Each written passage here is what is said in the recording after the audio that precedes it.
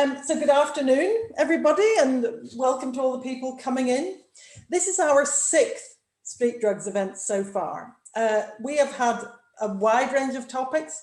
We've covered drug law reform, chemsex, vaping, psychedelic medicine, and cannabis policy. And we've got another 3 amazing events lined up after today's. So remind me, I'll tell you about those at the end. This is my 2nd one as host. And James Morgan is doing most of the hard work here with these events with Chris Chandler as well. So we're sort of in this together. And we have 280 people registered today. Of course, you won't be surprised because of our very special guest today. So I'm Jo Neal, Professor of Psychopharmacology at the University of Manchester. Manchester is sunny today. We are bathed in sunlight, everyone. So it's not true what they say about Manchester. I'm also chair of the Drug Sciences Medical Psychedelics Working Group. Drug Science, of course, is David Nutt's organization. He set it up over 10 years ago, and it is quite simply the best organization I've ever been involved with. I have to, of course, mention BAP, the British Association for Psychopharmacology, another wonderful organization. And David Nutt and I are both very much involved with that. Just to remind you about Drug Science, though, it is the UK's leading independent organisation providing evidence-based information about drugs and enabling patient access to medical cannabis through Project 2021 that the government has not managed to achieve. Do join Drug Science and support us and listen to our podcasts. They are amazing, and Series 3 will be out in March. There's a brilliant podcast on alcohol with David Nutt and Adrian Childs. And actually listening to that way back in about March time really made me reconsider my relationship with alcohol. And now David's book is out. And that is the subject of today's talk, and you can see that on the slide there. A brilliant, absolutely brilliant read, and it is available in Audible, folks, and it is narrated by David, so you get the jolly dulcet Bristol tones. That is a great way to do it, but I'm absolutely loving it. I've been reading it over the last couple of weeks, dipping in and out, a chapter here, a chapter there. It's written in the best accessible language, and there's lots of really good harm reduction advice in there. So just a little bit of housekeeping. Today's event will be recorded as usual, so if you have to leave early, don't panic. It will be on the Drug Science website and James Morgan's YouTube channel. And we are hosting David Nutt today. And I think it's worth mentioning that he holds the Edmund J. Safra Chair in Neuropsychopharmacology, and it's very special, folks, to hold an endowed chair like this. Most people don't have that. That is very special. He is the former chair of the ACMD. I'm sure he'll talk a little bit about that today. He holds numerous awards. I'm not going to list them. We'll be here all day. And he's a book author. Drugs Without the Hot Air, his autobiography, Not Uncut. I've also just finished that, a cracking read. And now this alcohol book. We're very informal with these talks and these sessions, as you will know. There's loads of opportunity to ask him questions. But I think we really we have a world expert here, folks, at our disposal for about an hour. And we really want to ask him those tricky questions that probably nobody else can answer. So really, let's start thinking about those tough questions. Perhaps you want to know how this government is tackling the alcohol crisis, or why nalmefene did not become a blockbuster drug. That's certainly something I'd be interested to know. Or maybe you want to know about Alcarel, the alcohol substitute that David is developing. There's lots and lots that we can learn today from listening to David's talk and from asking him lots of questions. So I'm going to hand over to David now, and he will talk to you for the next half an hour, and then we'll do the questions. Thank you very much, David. Thank you for coming.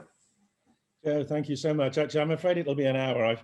I got carried away with this talk, but I realise there's so much to say, but hopefully I'll maintain your attention for... We're in no rush, David. You just take as long as you like. Great, thank you. So as I was putting the talk together this week, of course, alcohol, as always, was in the news, and here we have it. Alcohol deaths hit record high during the COVID pandemic. Alcohol sales surged by 30% in dry January 2021. So there it is. It's alcohol is a problem that is growing, and it's probably second only to the actual COVID pandemic itself in terms of the harms that are increased as a result of the virus. Well, looking at that, I thought, hang on, did someone predict this? Yes, I think I was right. And Joe's mentioned that I used to be chair of the Advisory Council on the Misuse of Drugs, the ACMD, and I was sacked in 2009. And there you are. There's the Times, 2009. Sacked advisor warns of alcohol time bomb. The cartoon on the book cover there is really sums it up. And if you look at the scales of justice at the bottom left-hand side, you see beer and fags weighing down heavier than those strange green chemicals in plastic bags. And I was essentially sacked for saying that the hysteria at the time, and to some extent still today, on strange chemicals and also cannabis, you see the book of cannabis falling from my hand, was almost a deliberate ploy to avoid confronting the largest, most problematic health issues, alcohol and tobacco. And once you finish reading the alcohol book, then please do read the autobiography, because there's a lot of anecdotes and historical material there about the nature of politics, both Tory and Labour at the time. So my 10 points. Well, the first point I want to make is you've got to understand the historical context of alcohol. Alcohol is not like any other drug. And the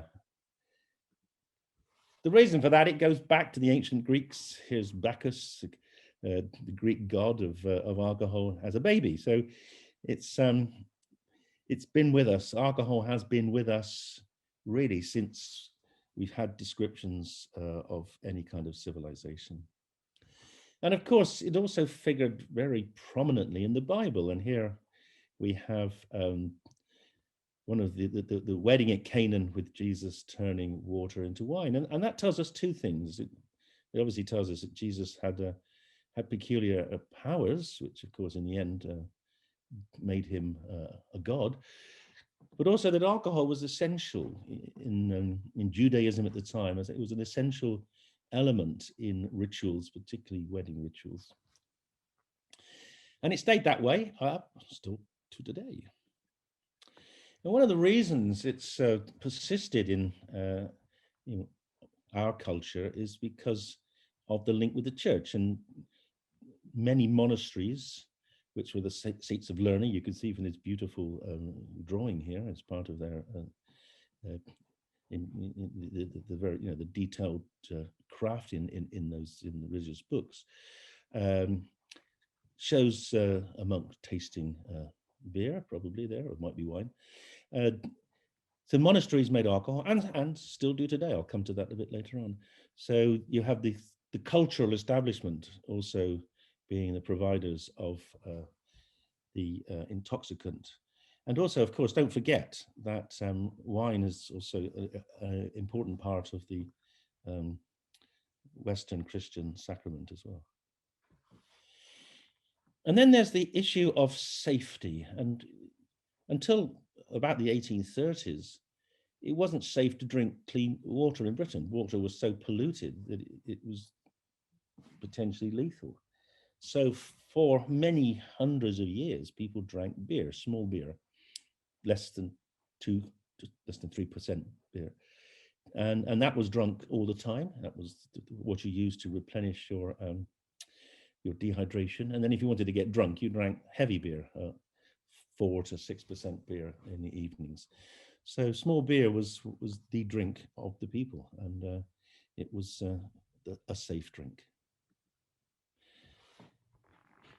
Generally, things weren't too bad. Here's this very famous etching of Hogarth. This is Beer Street. Everyone's happy in Beer Street. You're basically slightly sozzled, but behaving and indulging in chatter and interchange, and things are good. And things started to go wrong when a decision was made to essentially liberate distillation. Up to that point, until sort of 1700s, distillation was confined to just a few monasteries and a few parts of Scotland where they distilled whiskey. And then it became deregulated, and deregulating a market of a much more powerful drug called gin proved a problem. It's a bit like going from paracetamol to heroin. And of course, that led to the excesses of Gin Alley. And here you see the caricature of the worst excesses of having a situation where gin was about the same price as beer. And of course, if you drink gin in the same quantities as you drink beer, you're likely to be severely affected. And there are huge social consequences, as you can see from the baby falling into the Thames. And it was then that the first attempts were made to regulate drinking by taxation. And the licensing laws were brought in, and strong alcohol, gin, was taxed more than weak alcohol, beer. And that's been the basis of alcohol duty ever since. And that's a really important point. I mean, to us, it's so obvious, but it's still challenged. And it was the first proof that pricing affects consumption. And that concept underpins Scotland's minimum unit pricing strategy today, but it's still challenged. You will still hear spokespeople for the drinks industry saying publicly in debates, there is no evidence that price affects consumption, which of course is rubbish. But what they're saying is there's no proof that that kind of minimum pricing that the Scots will bring in will affect consumption. Now, the good news is there is now, the Scots have proved it. My second point relates to politics. Here is, some of you might remember this man, David Cameron. He came in as a prime minister, and he famously said he was going to change everything and bring evidence into decision-making, particularly around drugs. And of course he didn't. And the reason he didn't was because David was a glass half full with Chardonnay man, as he liked to say.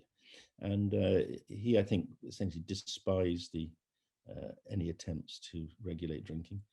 I don't think he himself had a drink problem. He preferred stronger drugs, but he was certainly, like many politicians, in hock to the drinks industry. And just this week, the Alcohol Health Alliance has urged the Chancellor to increase alcohol duty, because alcohol is still relatively inexpensive compared with what it was back in the 1950s and 60s when I was a student and when I began drinking. But Cameron wasn't the worst politician in relation to decision-making about alcohol. In many ways, Tony Blair was. And I just want to share with you, if you can read more about this in my in both the books, both the alcohol book and the autobiography. But at the end of the last century, I was privileged, I thought, to serve on a cabinet office committee that was designed to bring reason and evidence to drug policy. And every other Monday morning, I trekked up on a sort of 6:30 train from Bristol to London to have meetings with other national experts, some international experts on drugs and drug policy. And we put together a report which was actually extremely impressive. And we were very excited because one of the chapters was on alcohol. And then when the report was published, the alcohol chapter had been removed. And we said, well, what's going on? Where's the alcohol chapter? And the secretariat said, well, we shared it with the drinks industry and they said the science was wrong. At which point we said, well, hang on, we're the scientists. The drinks industry has its biases. And they said, no, the drinks industry told us that there were health benefits of alcohol as well as health disbenefits. And therefore we decided it was too controversial to put the chapter in. And that actually was the first of what has been a continued rupture now between scientists, clinicians, and the governments on alcohol. It turns out, but we don't exactly know what was doing it, but we think there was a lobby with particularly people like Bernie Ecclestone trying to persuade Blair that, or give Blair money to avoid confronting the alcohol industry, which was feeding sport at the time. So this was the evidence that the industry rolls out, and still to some extent today rolls out, on the benefits. Look at the top right-hand side here. All these curves relate consumption on the x-axis and harms or a relative risk of dying of a particular disorder on the y-axis. And this is what's called the J-shaped curve here. So you can see that this is the reduction in heart disease, which supposedly offsets all these other harms. And you see, A, it's very small. B, it only occurs in men. And C, when we've looked for it in other cultures, such as England and Scotland and Wales and Northern Ireland, we don't find it. It's only obvious if it's there at all in countries which do have quite high red wine consumption. But the Blair government decided that this was adequate justification for ignoring all these other harms.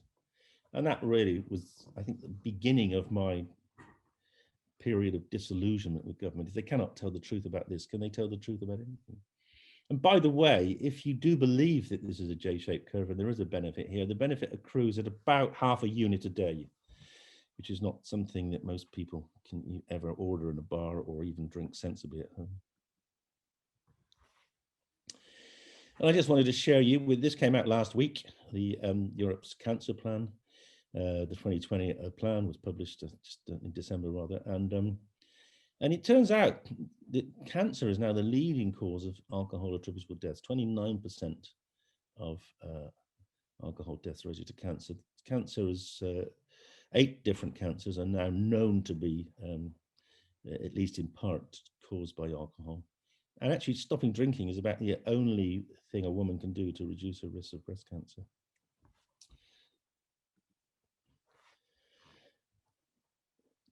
And I want to share these next 2 graphs because these truly expose the mythology of alcohol health benefits versus harms. So these are data that are produced by a group of UK experts looking at the percentage of male deaths attributable to alcohol by age. And you see the blue bars are deaths or lives lost due to alcohol, and the pink bars are deaths prevented by alcohol. And you can see that at no age, not even in my age range, 65 to 74, is there a net benefit from drinking. But for people under the age of 54, the disbenefits, the deaths from alcohol, massively outweigh any benefits. Alcohol is peculiarly toxic and fatal to young men, and the same is now for young women. And in fact, women under the age of 50 now are drinking more than men, and that's because they're getting paid more and they're taking on the attributes of sociability that with alcohol that men used to see as their own province. And for men under 50, alcohol is the leading cause of death in Britain, and for women under 50, it will become the leading cause of death in Britain in the next couple of years. The last data we saw was a 6% increase in female mortality in 1 year, and that was in the 2018 data. And here is what I call the ultimate political failing. This graph looks at what we call standardized mortality rates, the likelihood of dying from a disorder of any organ system. And they go back to when I started in medicine in 1970. And you can see that for every single organ system, apart from the red one, which is liver, there's been a decline in mortality, standardized rates. In fact, things like cardiovascular disease, the rates fallen to a half of what it was before. And that's completely predictable. We've got healthier lives, we've got clean air acts, we've reduced tobacco consumption, etc. So isn't it fascinating that liver disease has gone in the other direction? And these liver deaths, 80% of these liver deaths are due to alcohol and 20% are due to viral hepatitis.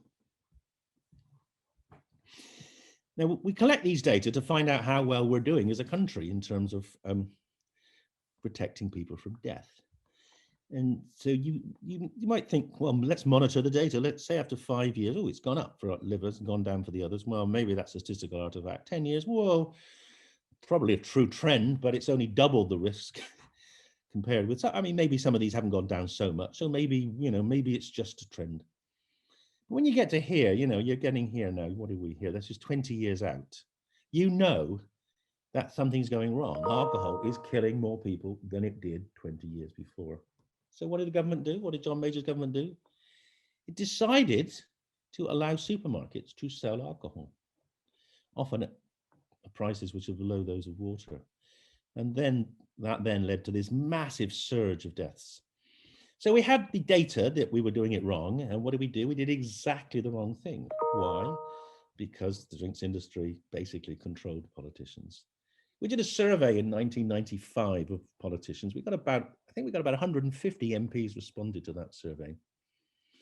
And the responses were quite remarkable in that the majority didn't see alcohol as a drug. The majority didn't see alcoholism as an illness. They saw it as a moral problem. But what was even more remarkable, perhaps, or not surprising maybe, was that 2/3 of them got money from the drinks industry. But so having a sensible debate in Parliament about alcohol is impossible because the alcohol industry is so enormously powerful in terms of its lobbying, probably more powerful than any other industry except the military. The third point I would make is we need to have a more responsible attitude to alcohol and entertainment.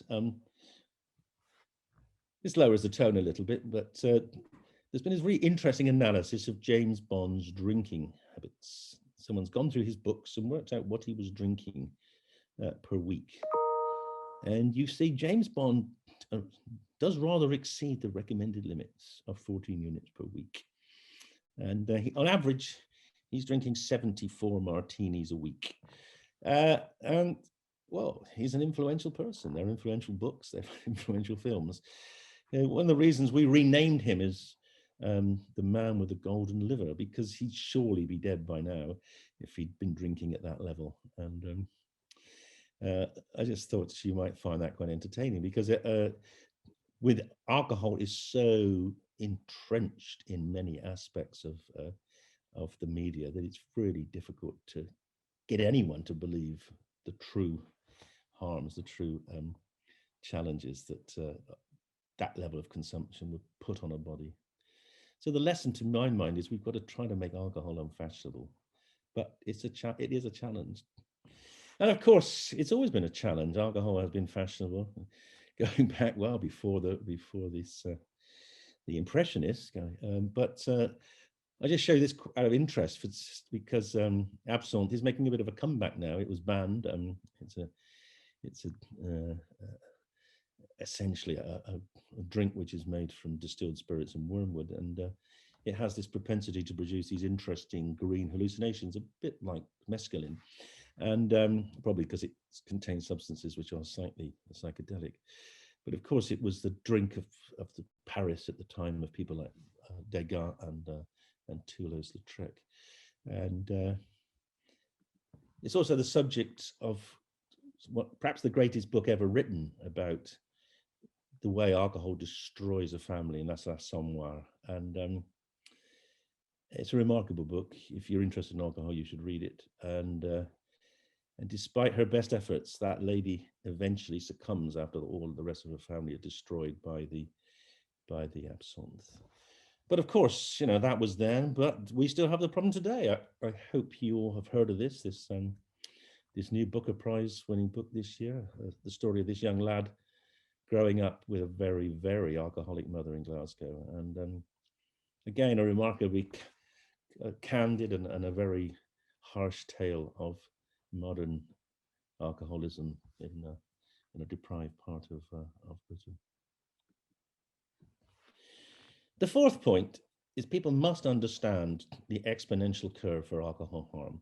Unlike most drugs, the relationship with alcohol is curvilinear. The more you drink, the much more harms you get. So here you see the curves for men and for women. Women actually are less harmed by alcohol than men, despite the fact that they have higher plasma levels. And that's one of the reasons the government reduced the recommended level to 14 units a week for both men and women a couple of years ago.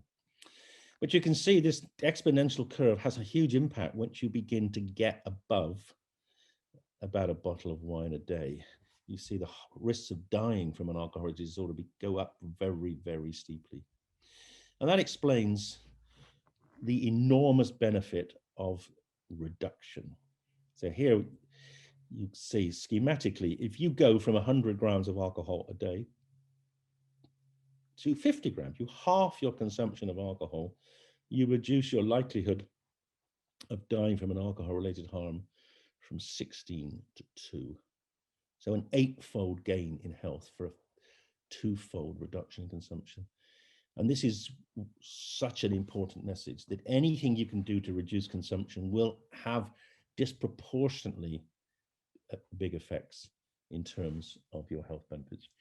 And this is the underpinning principle of the Scottish minimum pricing, because we know that minimum pricing will only reduce consumption by about 10%, but reducing consumption by 10% in people who are drinking this or even more will reduce harms massively. And in my book, you'll see this table, which looks at the impact of different levels of drinking over 40 years on your life expectancy. And if you take 14 units a day, over 40 years, a week, sorry, over 40 years, you'll take about 0.4 years off your life, 3 months, 4 months. 21 units, it doubles that. 35 units, it goes up to, and once you're over 2 bottles of wine a day, you take about 20 years off your life. And here you can contrast it with 20 cigarettes a day, and we're being significantly overweight. So this is, I think, a critical table that people should be aware of. It's this non-linearity is why alcohol is so proportionately dangerous. The fifth point I want to make is we need to reframe the role of alcohol. Alcohol is with us everywhere, from celebrating birth to celebrating adulthood to getting married and to dying. And in my book, I talk about my desire to buy a 21st birthday card for my nephew. And I had to look through about 25 cards before I could find one that didn't have alcohol as a centerpiece. Alcohol now has been completely synonymous with transitions either at 18 or 21 to adulthood. And I think we can rephrase Marx, can't we? It's not religion, but alcohol, which is now the opium of the people.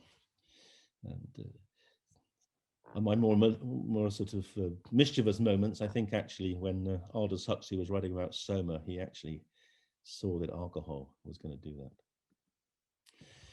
And this is a quote. We still have the interesting use of alcohol in relationship formation. I'll never join one of those online dating services. I prefer to meet someone the old-fashioned way, through alcohol and poor judgment. And the majority of us meet our partners, at least in part through alcohol, hopefully not in poor judgment. And we need to control advertising. The industry is continually working out ways of breaching the guidelines which say that alcohol advertising should not be sexually provocative. It should not encourage drinking. And for these reasons here, you can see why that's important. But the relationship between alcohol and sex is, it's so ingrained and etched in people's experience, it's very difficult to extirpate it. The sixth point is we should focus on young people. So on the left you have Amy Winehouse, one of the greatest musical talents this country's probably ever produced, certainly in terms of, in terms of female singers. When she died, I assume she died of drugs. She was a heroin addict, she was an alcoholic. But in fact, it turned out that she died of alcohol poisoning. And she died probably because she stopped drinking. She was abstinent. She met the government's policy of being in recovery, 6 weeks clean. But because she was abstinent of alcohol, she lost tolerance. And when she drank a liter of vodka, and she died with a blood alcohol level. It was about 4 to 5 times the legal driving limit, about 450. And that wouldn't have killed her when she was drinking, because the tolerance that had developed would have protected her. But the loss of tolerance, i.e. the treatment she was in, made her vulnerable, so she died.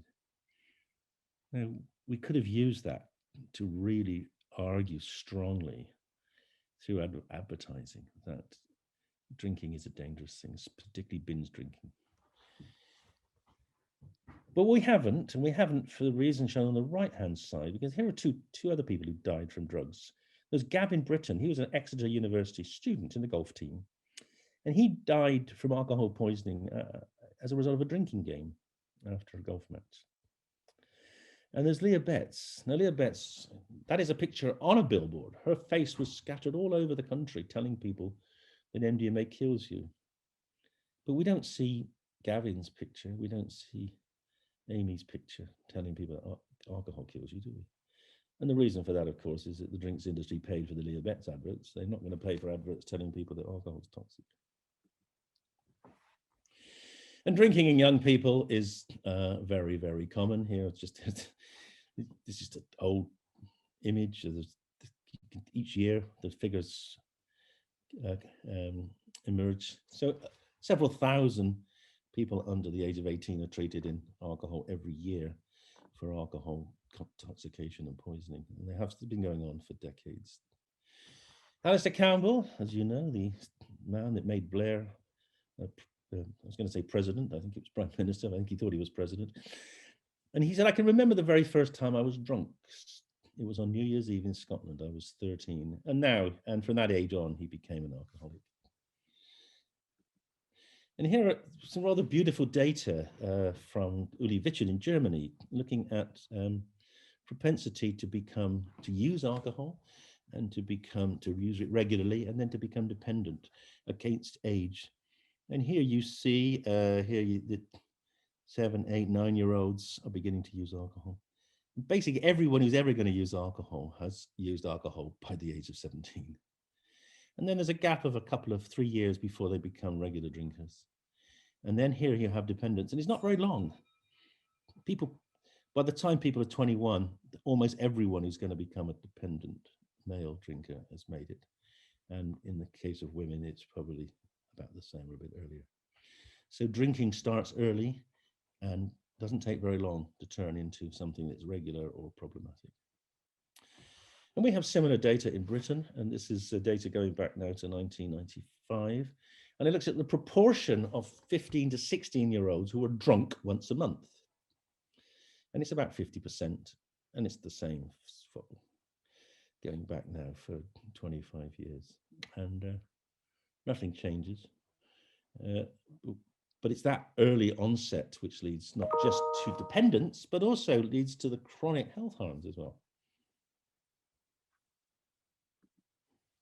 And of course, the internet, for a period, made things a lot worse. And I mean, thankfully, it's eliminated now. But neck nomination was truly one of the most bizarre examples of the power of the internet to make people do stupid things when they're drunk. And this guy tried to swim across a river and was drowned when he was drunk. And thankfully, it's banned. But it emphasizes the power of the internet. And in fact, the drinks industry have systematically subverted all attempts to regulate advertising to young people by going into social media and allowing access to their advertising in very subtle ways. And for those reasons, the latest WHO data shows that alcohol is the main cause of global disability in 15 to 24-year-olds worldwide.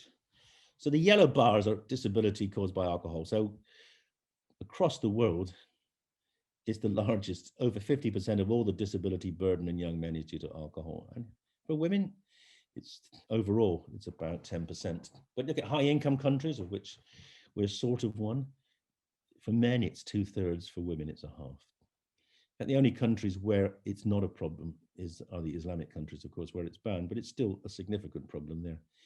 And we know that about 3.5% of Saudis are alcohol dependent. They're Saudi men, that is. Well, the next thing to focus on is alcohol and violence. Alcohol is a huge factor in violence.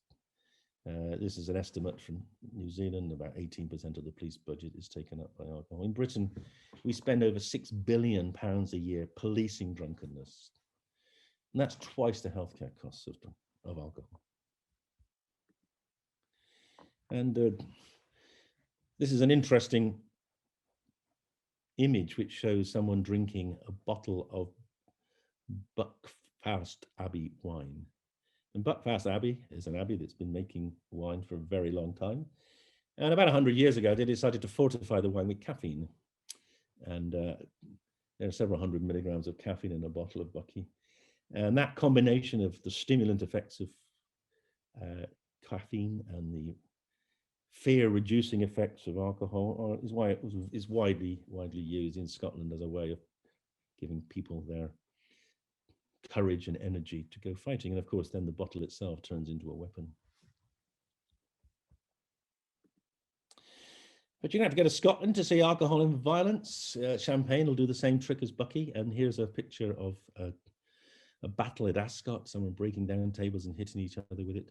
Actually, being hit with a plastic table leg is not necessarily such a problem. But what is a problem is being hit by a large champagne bottle, because that will break a skull before the bottle itself breaks.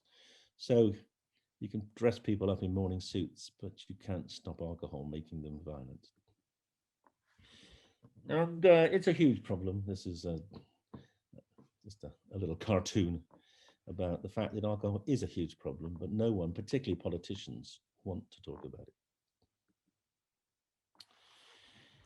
Another important development would be to reduce the stigma of abstinence. And this is a huge stigma. And I hear two examples of very famous people who stigmatize abstinent drinkers. Frank Sinatra. I feel sorry for people who don't drink. They wake up in the morning and that's the best they're ever going to feel all day. And Noel Carrot, I'm not a heavy drinker. I can sometimes go for hours without touching a drop. But the influence of those jokes is pervasive. And there is an enormous stigma against people who don't want to drink. And we don't make it easy for them. We don't insist that every bar must have a whole range of different non-alcoholic drinks that look like alcohol to help non-drinkers drink without being stigmatized. And when we try to do that, we see the industry fight back. So here's a brewer, a Nanny State, Brewdog. So they made their low alcohol beer and they call it Nanny State because that's what any person who tries to challenge the alcohol industry is called. The newspapers, the Mail, the Express, they attack people like me viciously when I want to have more rational alcohol policies. They say it's a nanny state. If we bring in policies, we're a nanny state.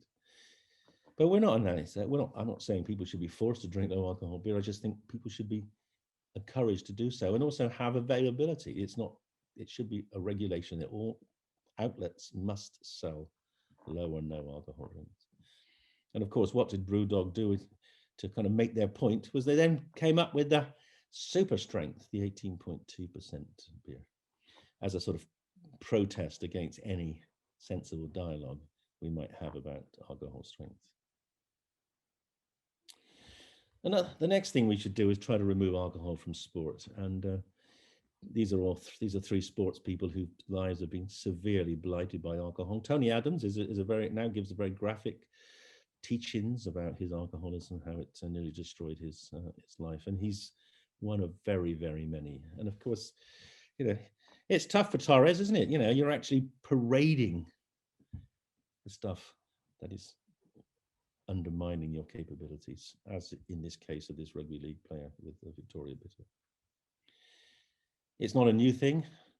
It can destroy even the best. Here's George, maybe the greatest football player ever. A man came from a family that his mother died of alcoholism. She's another talented sportswoman.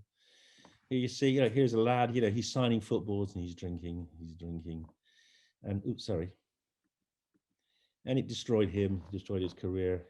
Here he's dying in intensive care and after his second liver transplant. You see how yellow he is. And an enormous talent destroyed by alcohol. And it's still very prevalent in rugby, the Heineken Cup, you can see here, the Carling Cup. And here's a little joke for you. Alcohol beer sponsorship. He'll never kick the habit. And the answer is, he haven't kicked the habit in Britain. We still have not kicked alcohol out of sports sponsorship. which is interesting when you look at the French paradox. Now, most people talk about the French paradox, and you'll read about it in my book on alcohol, which is related to red wine. And I've already touched on the possible protective effects against cardiovascular disease. But the real French paradox is that this country that makes a lot of money, particularly from selling wine, has, since the 1990s, had evidence-based alcohol policies. The policies I've been campaigning should be brought into this country. And the first one is they don't have advertising. And they have lower drink driving limits, and they have priced out cheap alcohol. And the great thing about the French approach is that we now know it works. They've been doing it for over 20 years. And they have still won the Soccer World Cup. And they've been in Rugby World Cup finals. You don't need alcohol advertising to be successful in sport. And even more remarkably, their wine industry is more profitable, because getting rid of cheap wine means that people make better, more expensive wine, which is more profitable. And this really gets to the current hypocrisy in the alcohol industry's approach to self-control. What are we told to do with our alcohol? The alcohol industry sold concession to anything on a drink. No calories, hardly any strengths, but they say drink responsibly. When of course, for many people, that's impossible. But to pretend that that is something that can be achieved simply by being a good tennis player is truly remarkably, it's just disingenuous. And worst of all, we have drinking as sport. And I've already mentioned the poor Gavin who died in a drinking game. We have Carnage UK, which is an organization I think should be eliminated because of the damage it does. And we should ban drinking sports. The idea that universities subsidize sports teams that allow people to consume alcohol to a point where they die is outrageous. And finally, I think we should change the laws to facilitate treatment alternatives to alcohol. And I'm going to go back now to the 1960s when, as a result of the energy put into this by Bill Wilson. Bill Wilson was a Yale graduate who became an alcoholic and who then had a psychedelic experience through which he changed his drinking, became abstinent. And he set up Alcoholics Anonymous. And then he took LSD and realized that LSD could be a very powerful way of helping people have psychedelic experiences that could convert them from alcoholism into sobriety. And he persuaded and encouraged researchers in the States and the NIH to fund 6 trials of LSD for alcoholism. And a couple of years ago, these 2 Norwegians went back and they got the source data and they did a meta-analysis, and they showed that the effects of LSD and alcoholism the effect size is about 1, which is way better than any current treatment we have for alcoholism. Why don't we use it today? Well, because LSD was banned in 1967 because it was seen as encouraging the anti-Vietnam War protests. And I've estimated that since then, in the last 50 years since it's been banned, there have been probably 100 million premature deaths from alcoholism worldwide. And if LSD, which is only used once or twice in these people, if that had helped 10%, just 10%, there'd be 10 million lives saved. And you think, well, how many lives have been saved by it being banned? Maybe 10. The gain of having it as a medicine would so massively offset any harms from the drug that it is truly one of the worst censorships of research and treatment there's ever been in the history of the world. There's a bit of a fight back.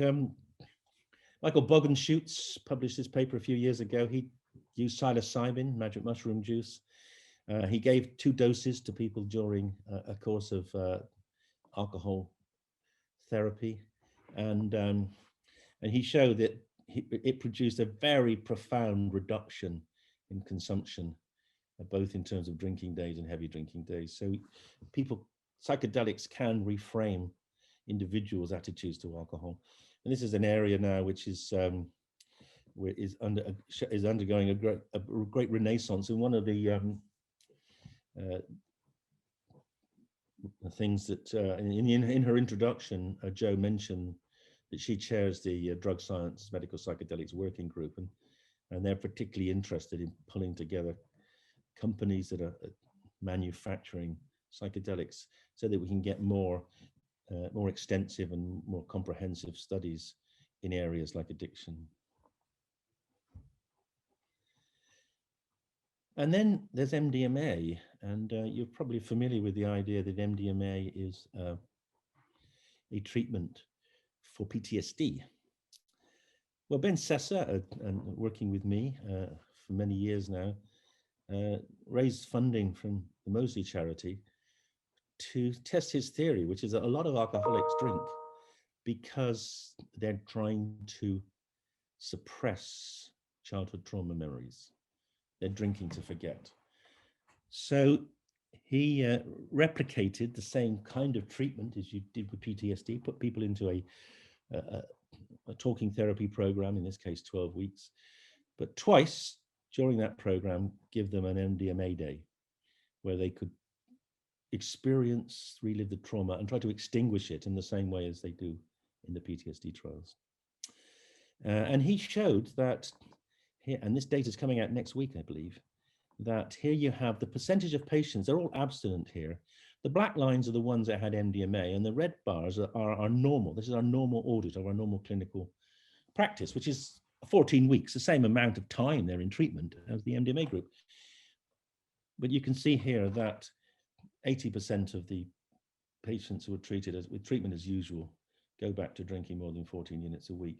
And here on this side, you see the number of people here who the average weekly consumption units per week, 150 here. Whereas here, the MDMA group show very few of them are drinking more than 14 units a week, and very few of them, the average consumption here is about, what is that, 36 units a week. So this is remarkable. It's almost unheard of that 2 interventions of anything can produce such profound benefits in terms of reducing drinking. And over the last 20 years, I've been working on the idea that actually, because alcohol is so intrinsically toxic as a molecule, and the metabolite acetaldehyde is intrinsically toxic, there is really very little we can do to minimize that. And the most effective thing would be to replace it. And I've written papers about this, one in the New Scientist quite a while back now. Modern neuroscience allows us to mimic the good effects of alcohol, and we could in theory replace alcohol. But the current drug laws and the current irrational attitude to drugs that keeps drugs like MDMA and LSD illegal, even though they might cure alcoholism, worries investors.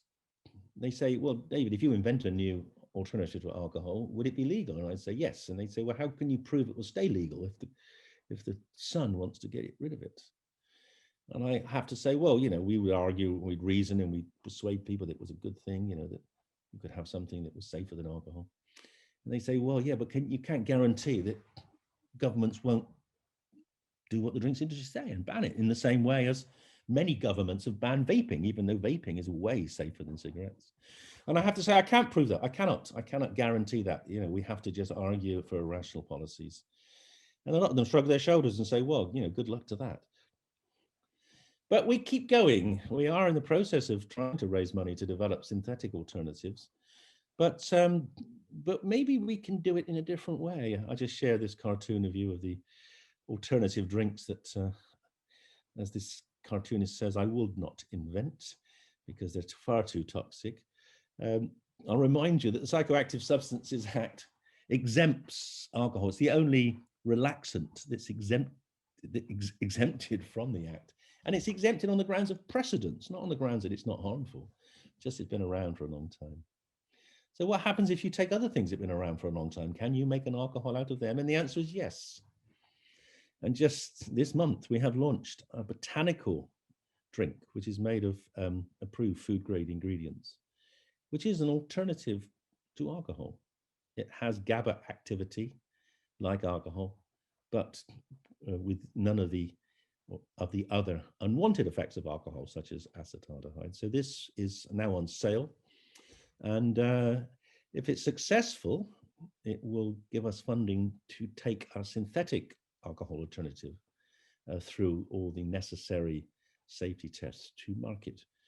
And if you want some, you can go on the website sentiospirits.com and you can order some, and I'd be very interested in your feedback.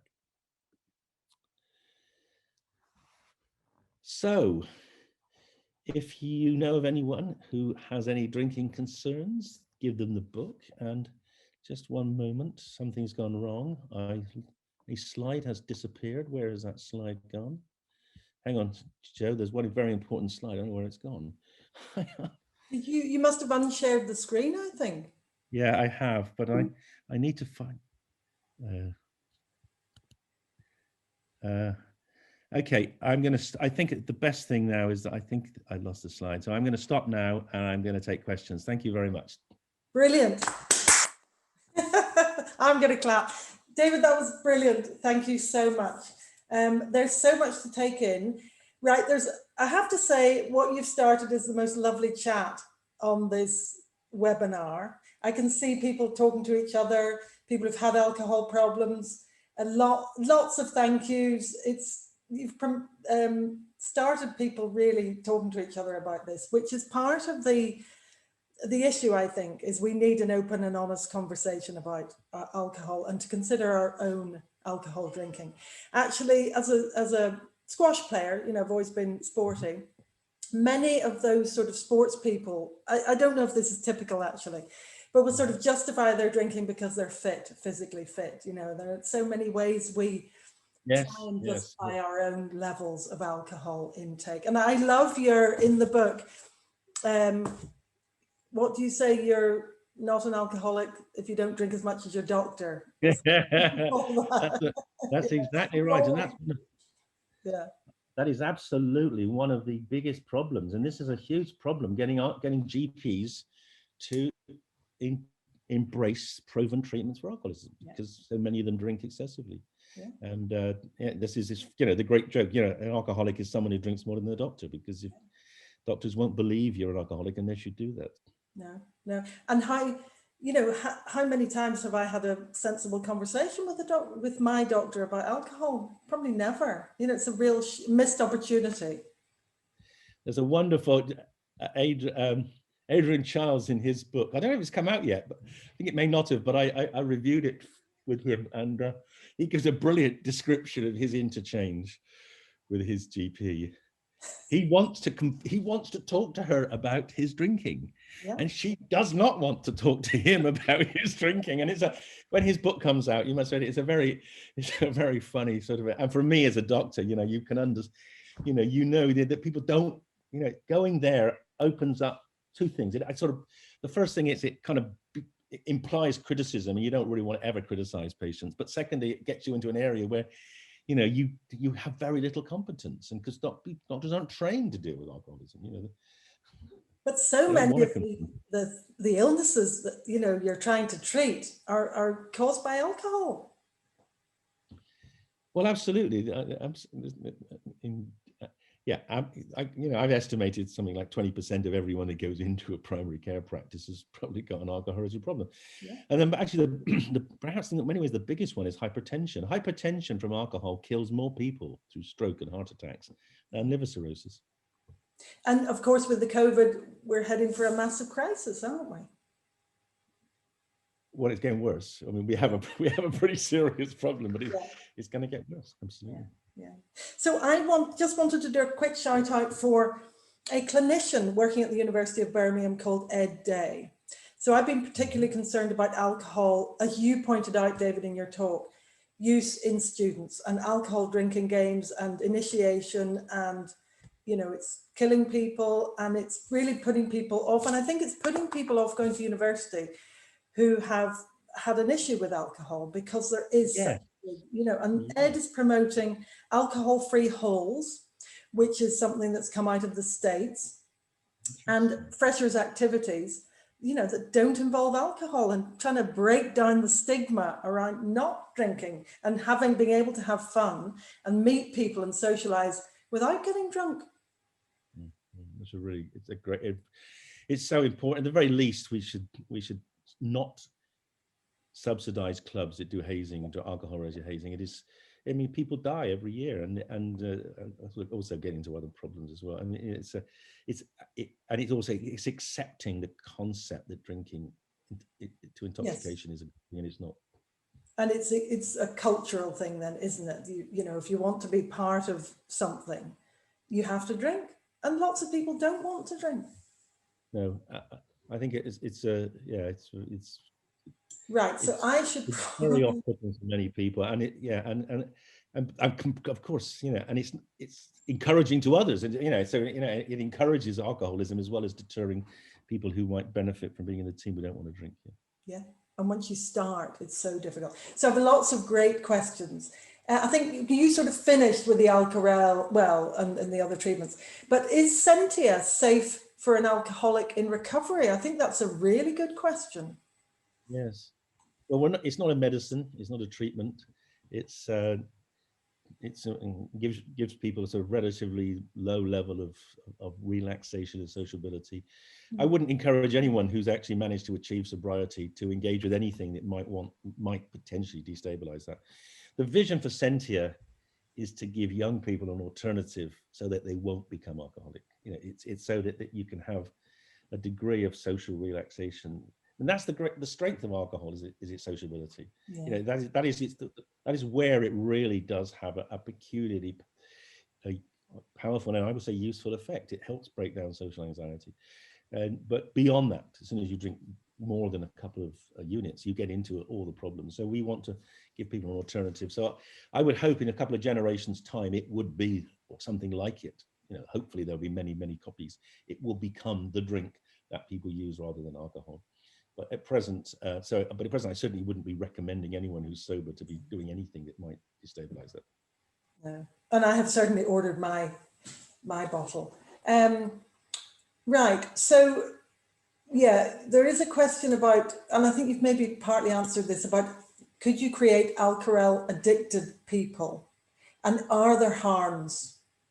Well, nothing's. I mean, let me answer that question. Yeah, it's important. I mean, about 7 people a year in Britain die of water poisoning. So water's dangerous. You drink too much water, you can die of, obviously, of brain edema. So, the fact is nothing is safe in excess. How can we minimize the harms of an alcohol alternative? Well, we do it in 3 ways. We do it by making sure that the molecule is a partial agonist, so that even if you go to excess, it cannot overstimulate the receptor. That's the first thing. The second thing we can do is we can ensure that it's very, very selective. Alcohol is very non-selective. Alcohol kills you in the end through blocking glutamate receptors. We can make molecules which will never block a glutamate receptor, it will only ever stimulate a GABA receptor. So it can be very targeted.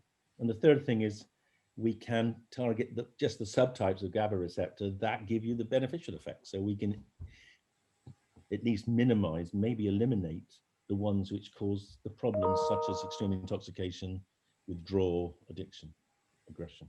And this is the GABA A receptor, is that right? That's what we're targeting. Yeah. Very, very, very smart. So somebody's talking about the Swedish liquor store that you mentioned, and that's all about that in the book. That's really smart. So really, that's what they need to do here, I guess, to ban the supermarket sales.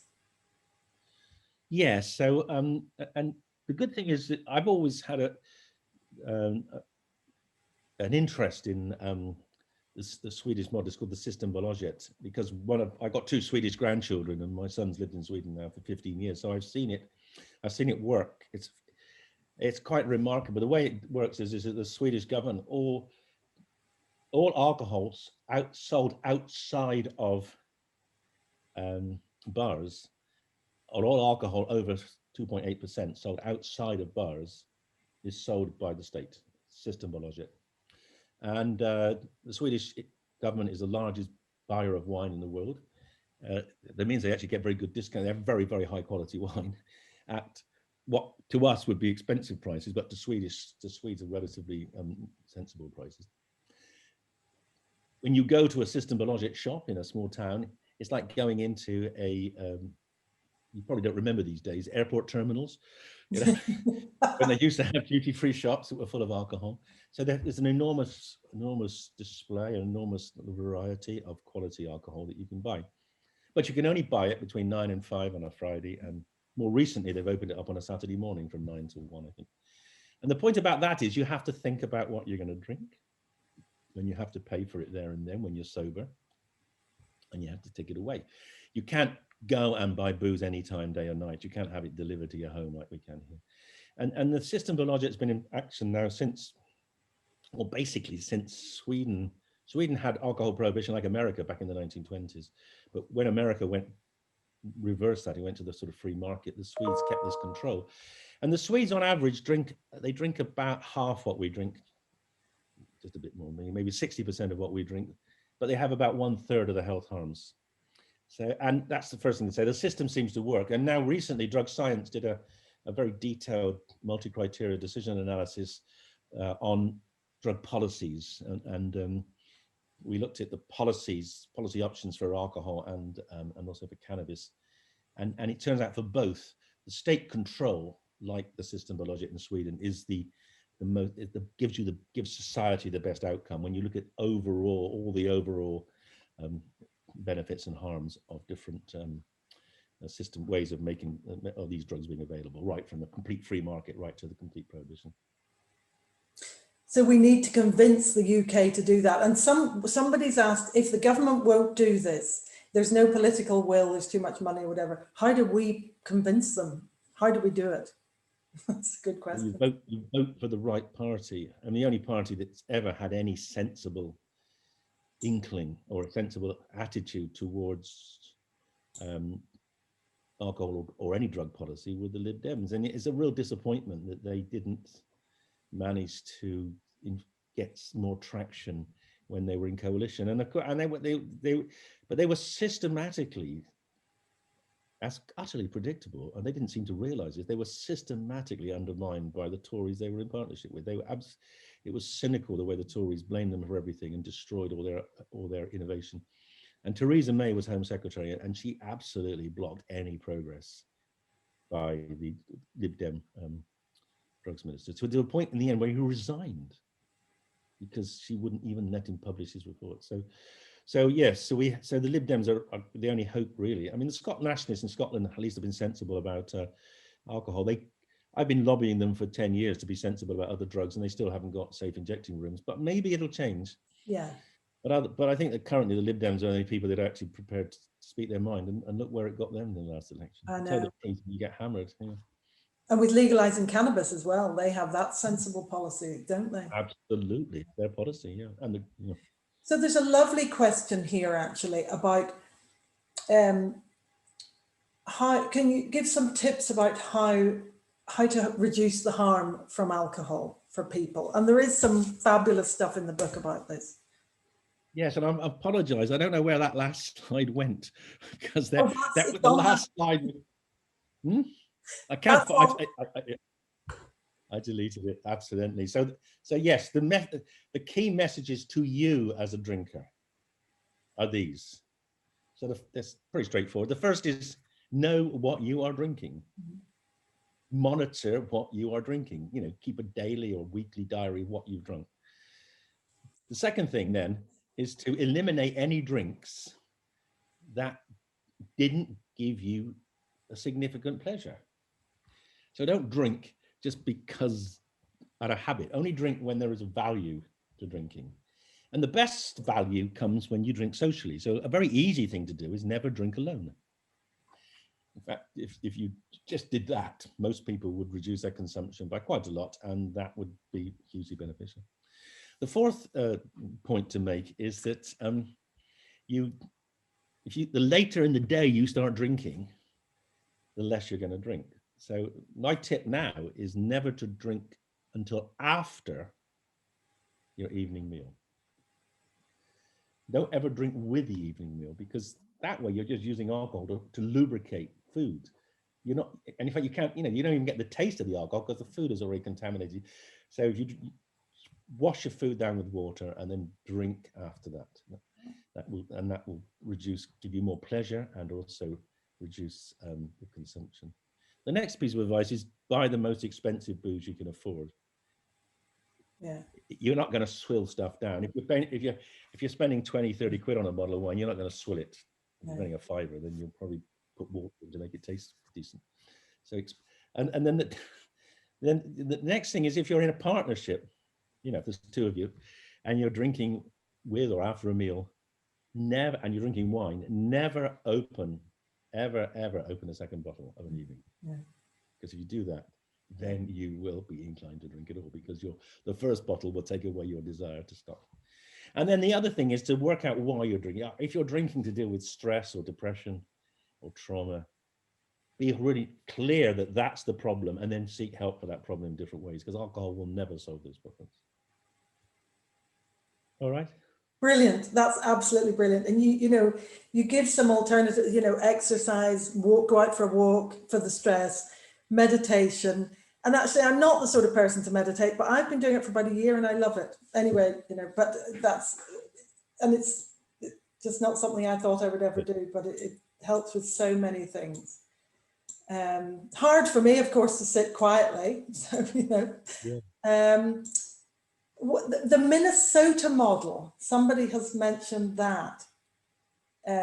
Centers that withhold treatment until people are abstinent. Well, these are the Minnesota model is one of a number of different models for treating people with alcoholism, and it's an abstinence-based model. And the answer is, abstinence is great if you can achieve it, but you shouldn't be stigmatized if you can't. And there are people for whom alcohol, particularly people using alcohol as a form of self-medication, who really do struggle with these kind of models. So I know a book, I give an example of a man I saw. I had to go do a home visit because he just couldn't leave his home. He was very, very agoraphobic. And when I got there, I realized that he wasn't just agoraphobic, he was severely alcohol dependent. He had peripheral neuropathy from his alcohol. Once I'm talking about his alcohol, why do you drink? He said, because I'm anxious. I said, well, tell me about it. He said, to cut my front lawn, which is, wasn't a very big front lawn. He said, I need 2 bottles of Tennant's super strength lager to have enough courage to go outside. And I said, oh, you ever tried AA? He said, yeah, I tried AA, but they're not like me. He said, and the big problem with AA is I had to drink 5 bottles of super strength to get to AA because his anxiety was so overwhelming. And he was, panic disorder. He was drinking to deal with his anxiety, but he was dying because of the alcohol. So the answer is, yes, there are other ways of dealing with alcohol misuse, particularly in the context of psychiatric disorders. You treat the disorders, people can stop drinking. You don't have to force abstinence on everyone. Yeah. And can you talk for a minute about nalmefene? Because I remember that coming out and talking to the Lundbeck chap who was developing it. And he was so excited about it, and it hasn't really taken off, has it? So nalmefene is an opioid receptor antagonist, which was developed to help treat opiate overdoses, and it was tried in other addictions. And it's like naltrexone, which is another opiate antagonist. It was shown to have efficacy in helping people regulate their drinking, or reduce their drinking. And a really huge trial was done, particularly in people who are binge drinking. And you all know what a binge drinker, you all know what they are. Many of you will be binge drinkers. And the sort of the cardinal sign of a binge drinker is someone that will say to you, I'm only going to have a couple of pints and then I'll go home. And and they know, but they deny it, that after the second pint, they will lose control and they will stay on and get drunk. Yeah. And maybe about 30% of people with alcohol problems are binge drinkers. And nalmefene reduces binging.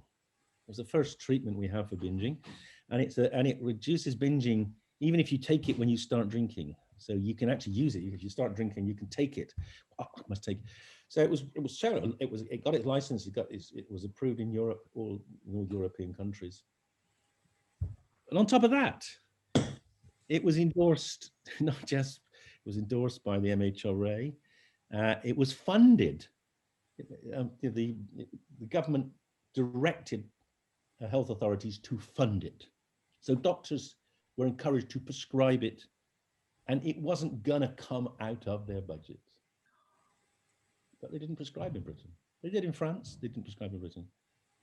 In fact, I wrote an editorial about this a few years ago in the Health Services, and it emphasizes the problem we have. Doctors in Britain, even when they are given a drug which we know works, won't prescribe it because they don't believe in the concept. Yeah, it's heartbreaking, isn't it? It is. That seems Absolutely. so helpful for people. And what's even worse for us is that we've done a brain imaging study that actually shows where it works in the brain to prevent this loss of control. So we've got a brain science picture of how it works, and yet they still won't prescribe it. And in the context of treatment, then quite a lot of people are asking, they're very interested in the MDMA trial and LSD, and somebody asked about ibogaine. Yes.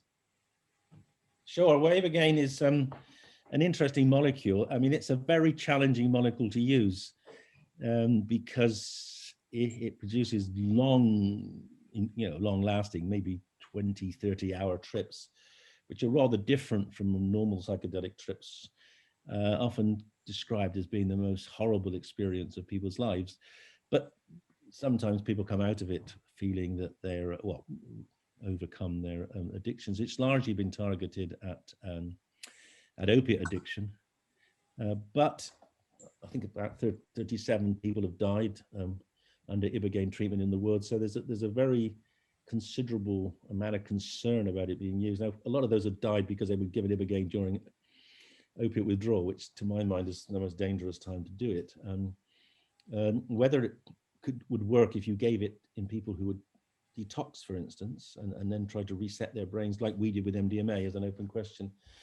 We're in the process of setting up a study to look at ibogaine and the brain mechanisms of ibogaine, but also trying to work out how we can use it safely. So that's challenging. Just getting through the regulatory process with ibogaine is difficult because of its historical toxicity.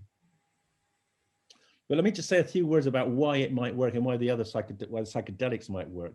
So I talked about MDMA. MDMA, we believe, is working because it's helping people extinguish the traumatic memories, like in PTSD. But psilocybin and LSD work we believe in a different way.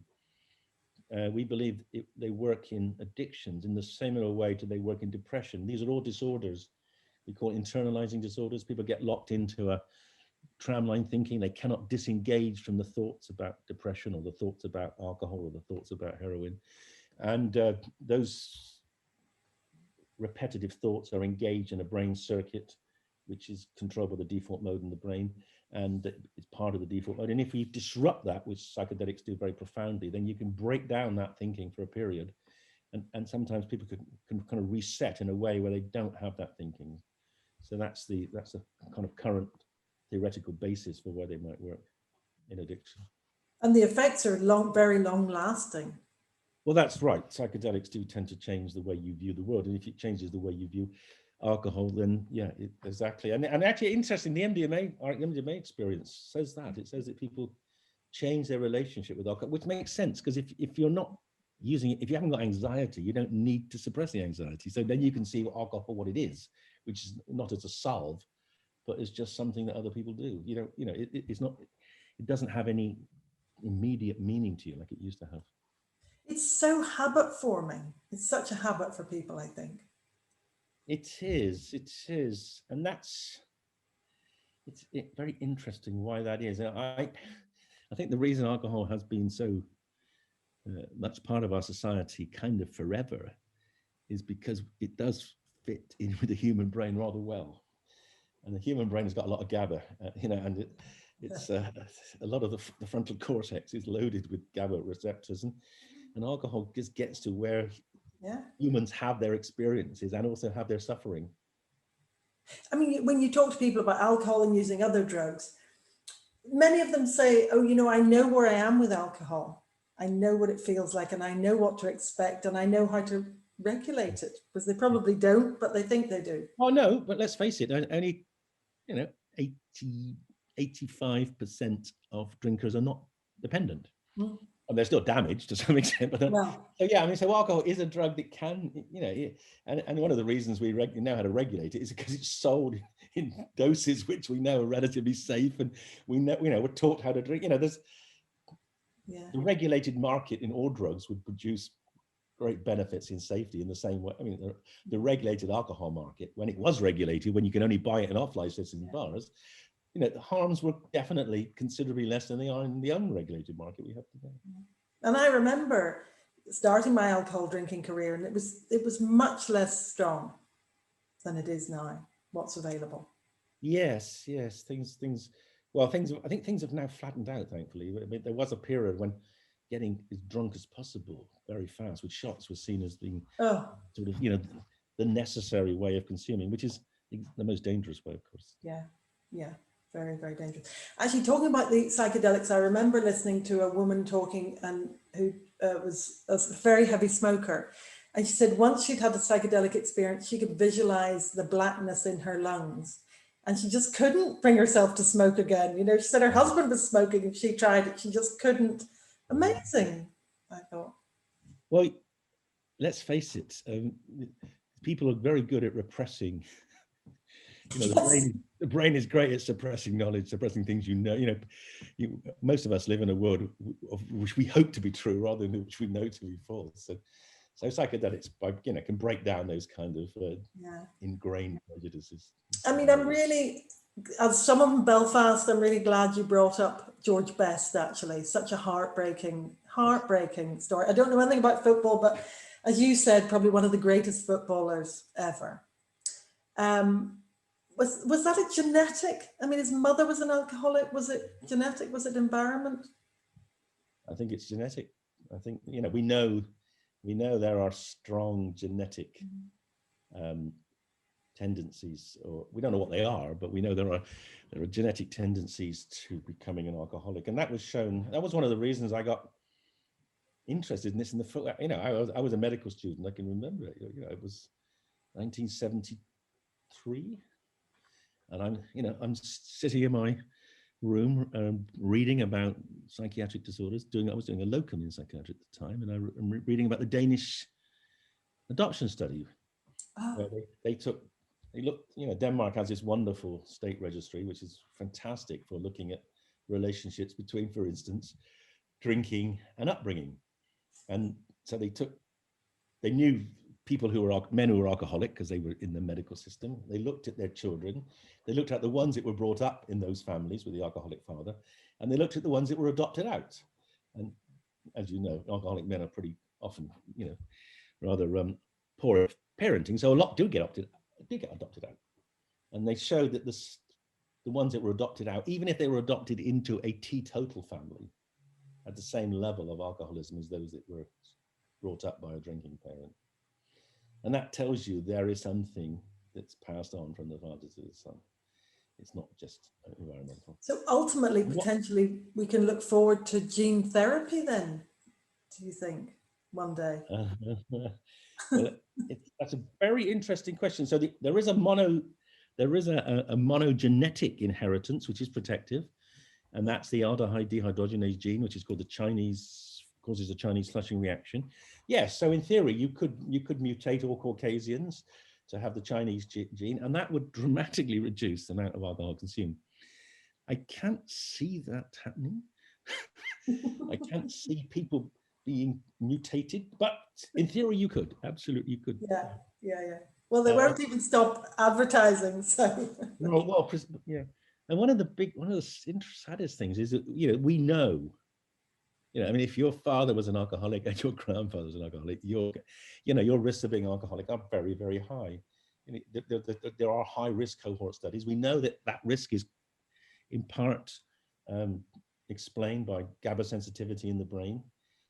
Paradoxically, it's the other way around. They're resistant to alcohol, and that means that when they drink, they don't get ill, and they become the heroes. Oh, God, I can drink you under the and they therefore drink more than they should because they can. So we know that there are GABA genes are involved, but whether we could ever do, but even when we know this, even when they know it. It's very difficult to intervene. Now, there are some examples of social intervention. Northern Ireland actually is a very interesting example. One of my best ever PhD students was from Northern Ireland, and he came over, and at the Christmas party, I said, "Hey, have a drink." He said, "I don't drink." I said, "Oh, why not?" He said, "I've taken the pledge." I said, "What's the pledge?" And the pledge is a pledge that is very popular in Northern Ireland, where I think at the same age as you take communion, or about the same age, you take the pledge. The pledge is you will never drink. And the point is that you essentially decide at that age that drinking is too risky because of the propensity for alcohol dependence in your families or in your communities, that you decide never to drink, and he's never drunk. So that kind of almost kind of religious approach, can be really effective. Very, very interesting. And I don't know the figures actually, but Northern Ireland must be high. We always had a high culture of drinking. Yeah, and absolutely. It's and of course the people in his family, those who didn't take the pledge, a lot of them are alcoholic. Yeah. So actually, if you know that you're at risk, you can mitigate against it, can't you? Well, yes, absolutely. And the only way to be absolutely safe is never to drink at all. I mean, but that can be quite hard, particularly, if you've got partners. I mean, so it's not an easy thing to take the pledge and stick with it. But if you do, then you won't ever become an alcoholic. That's guaranteed. Yeah. And it's making that decision. Very brave. Somebody's asking about, yes, we're near, actually, we should let you go. Somebody's asking about pregabalin. Could that be useful for alcohol use disorder? Well, it's sort of, it can be helpful a bit in withdrawal. Could it be a substitute for alcohol? It depends. I mean, if people are drinking because they're very, very anxious, and you cannot contain the anxiety with, say, an SSRI, then pregabalin is a sort of second level alternative for that anxiety, which in fact you could use then to stop people self-medicating.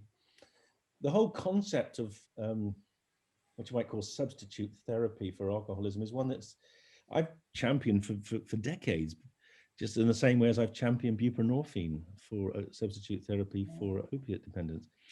But it's been very difficult to persuade regulators and to persuade prescribers to do that.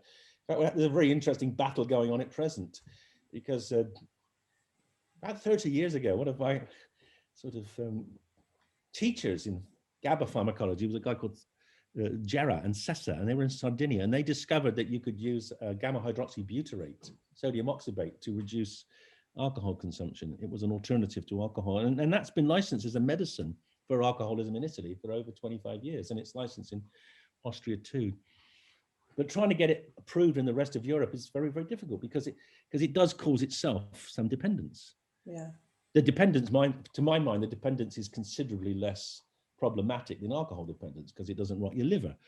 But regulators are still in the mode that abstinence is the only policy for alcohol, whereas they're happy to accept maintenance substitute therapy for opiates, and that, which kind of is I think is wrong, because the difference in mortality, life expectancy between a serious alcoholic and a heroin addict isn't that great.